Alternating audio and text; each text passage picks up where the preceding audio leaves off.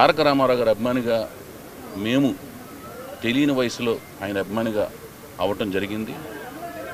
అలా అయిన తర్వాత మాకు ఊహ తెలిసిన తర్వాత ఇంతటి మహానుభావుడికి అవ్వటం అనేది మా అదృష్టం కింద, అలాగే పూర్వజన్మ సుకృతం కింద భావించటం అనేది జరిగింది.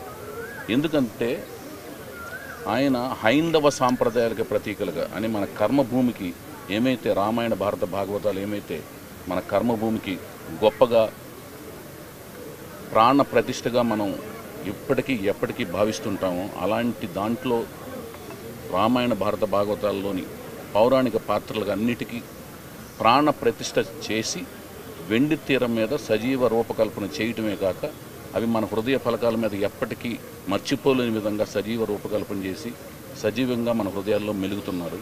అంతటి మహానుభావుడికి అభిమానులుగా ఉండటం అనేది గర్వంగాను ఎంతో ఉప్పొంగే విధంగా ఉత్తేజంగా మేము ఉండిపోవటానికి మాకు కారణభూతులయ్యారు ఆయన.